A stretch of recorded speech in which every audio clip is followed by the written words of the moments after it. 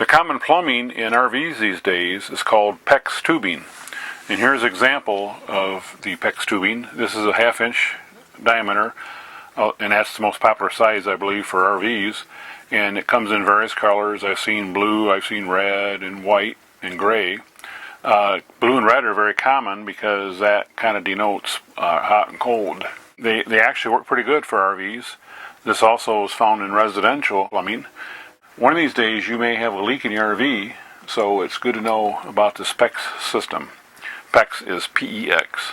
Well, there are typically 4 different types of connectors that's found in the PEX system. The first one, which is rather old these days, is called flair-it. And I had this on one of my older boats. And the way this one works is you basically have to remove this, and then you run the tube into here, like so. And you can see where it kind of elongates the tubing itself. So this is a little difficult to use, and it will damage the end of the tubing. And when you're done, you put this collar over here, and of course you just tighten it down until it's tight. Now this will work, but like I say, I had this on an old boat, and it was a little bit problematic. So I don't really like this because there are better connectors. Now a company called Watts has another style connector, and these are called C-Tech. And basically what they are is they have an O-ring in the end, and all you have to do is push it in like that until it goes in all the way, and it's done. Now when you pull it out, it won't come out any. If you want to remove it, you basically push it in like that, and then it comes right off. So this is a very nice system, although these are a little more expensive. The third and fourth system are crimp systems. And what a crimp is, it looks similar to this. Now this is called a cinch crimp.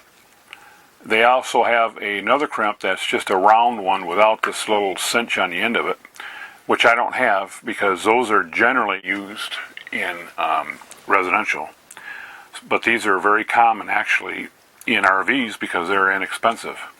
So I'm only going to show this, and then if you wanted to look at the other type of crimp, you could go to the store and find one. This simply goes over the PEX tubing, and then you simply have a nylon or brass fitting that goes like that. And then you bring the cinch crimp up, and then you just crimp it with a tool. Now there are 2 types of tools. You have a ratcheting type tool, and then you have a long handle tool. Well, I got the ratcheting tool, which is what this is, and you can buy these at Lowe's for around $50. The long handle tools are maybe around $35 to $40, so they are a little bit cheaper, but not much. The reason I like this is because they're smaller, and they can fit into tight areas where you have existing cabinetry or whatever, and the long handle system, you know, it looks more like this, but a little bit longer. You may not be able to get it completely into the cabinet or whatever.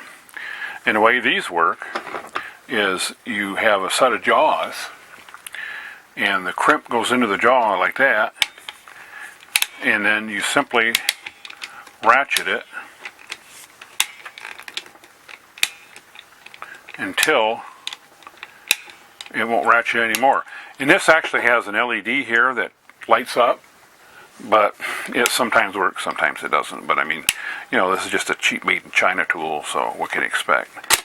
Okay, so there the crimp is done, and you can see that it, you know, looks like what you might find in your RV. Now again, this one also will damage the PEX tubing just a little bit. The only one that really doesn't damage it is this style. Now you can also remove these, and to remove them you actually have to cut this tube. Of course this one, you can remove it just by untwisting it.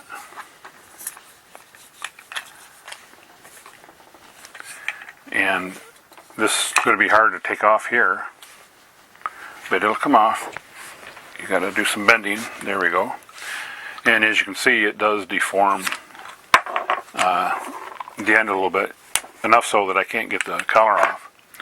So you're going to also need a tool to cut the PEX tubing, and there are a couple of inexpensive ones. This one maybe is around $7, and it just has a little blade like that. You just set this in here so that it's flat, and then you just simply squeeze it, and then you may have to turn it a little bit, just like that. Now you see this doesn't quite cut it straight, and they recommend cutting as straight as possible to get a good fitting, especially with this style. Well, another style that you can get with just a couple dollars more looks like this, and it does basically the same thing except it's ratcheting. And again, you just simply set the tubing into the jaws and just ratchet it until it comes off, and that's a lot straighter, much straighter. Okay, so to remove this, you basically have to cut the tubing. Hopefully you're not cutting the fitting, because you can reuse the fitting.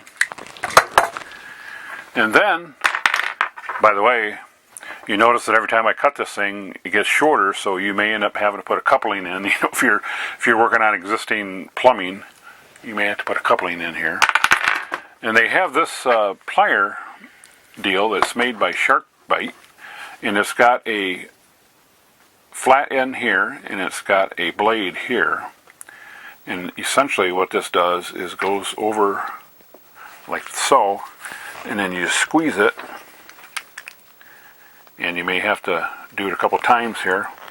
And with enough messing around with this, I can get that to come off. And now it's just a matter of pulling this off. And in fact, this is damaged enough so that it's kind of on here, and I'm going to have to get a screwdriver or pliers or something to pull this off, but you'll get the idea.